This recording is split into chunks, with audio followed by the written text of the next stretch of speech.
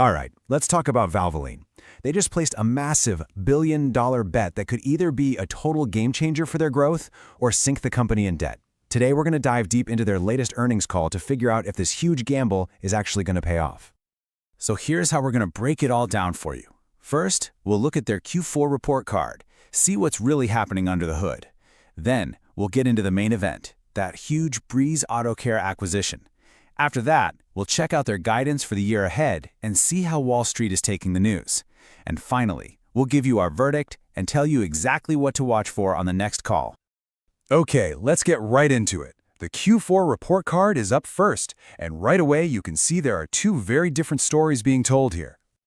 So, right off the bat, the headline numbers are, well, they're a bit of a letdown. Valvoline missed expectations on both earnings per share and on revenue. Not exactly the start investors were hoping for.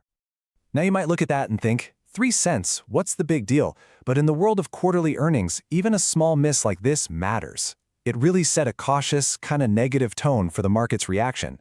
It's the first clue that things aren't quite perfect. But, and this is a really big but, if you look past those headlines, the actual core business looks incredibly strong. I mean, system-wide sales are up 11%, same-store sales grew by 6%, and get this, that's their 19th consecutive year of growth in that key metric. Plus, management made it a point to say that customers are still spending, which just shows how resilient this business is. So, with that strong foundation, what does management do? Well, they decide to go all in. They make this massive bet on the future. And that brings us to the real story of this quarter, the billion-dollar acquisition of Breeze AutoCare. The strategy here is bold, to say the least. Instead of that slow, steady process of building new stores one by one, Valvoline decided, let's just go buy a whole year's worth of growth in one single move.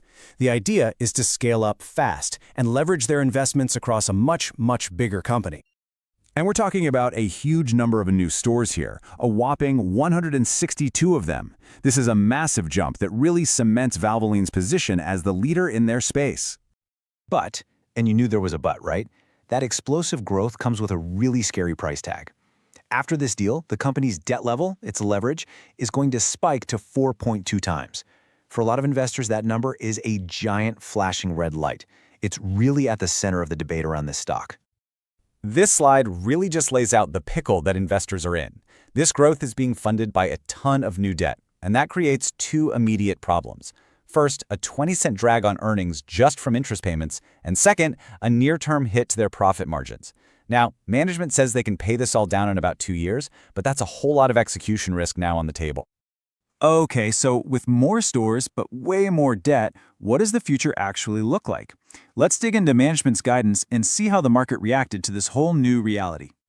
Their guidance is a classic good news, bad news story. The good news? Revenue for next year is actually going to be higher than the street expected, thanks to all those new stores. The bad news? The number everyone really cares about, earnings per share, is a huge miss compared to what everyone was hoping for. And that is all because of those hefty interest payments from the deal. And look, this anxiety isn't exactly new. The stock has been a major underperformer over the past year, down over 20%, while the S&P 500 has been soaring. This tells us investors were already pricing in the risks of a big, debt-fueled deal like this for a while. It's not just the market that's feeling skeptical. You've got analysts on the sell side waving caution flags too. Zacks, for instance, is sticking with its sell rating, basically saying, see, the earnings miss proves our concerns were right all along. So what was the final verdict from the market on the day of the call? Well, the stock dropped about 2.5%, on way higher than normal trading volume. What that tells us is that while investors weren't thrilled, they didn't exactly hit the panic button either. They're clearly in wait-and-see mode. We've looked at the numbers, we've analyzed the deal, we've seen how the market reacted. Now it's time for our verdict. Where does Valvoline go from here? You know, it really all boils down to this one multi-billion-dollar question. Is Valvoline a best-in-class company that can handle this debt and keep compounding growth? Or is this a classic story of a company that got a little too greedy and is about to pay the price? And honestly, the arguments on both sides are super compelling. The bulls will point to Valvoline's recession-proof business and that incredible 19-year growth streak and say, these guys can handle anything. But the bears? They're just staring at that 4.2 times leverage, the challenge of integrating a new company, and that immediate hit to earnings. Looking ahead to the next call, we expect the core business to keep chugging along just fine. but the stock's fate is going to hang on every word from management. We'll be listening for any updates on the Breeze integration and looking for hard proof of cost savings. Until we see a clear path to paying down that debt, we expect the stock to be pretty much stuck in neutral. So, where do we land on Valvoline? We're initiating with a market perform rating. The company's operational strength is undeniable, but that's now perfectly balanced by the huge financial risks from the Breeze deal.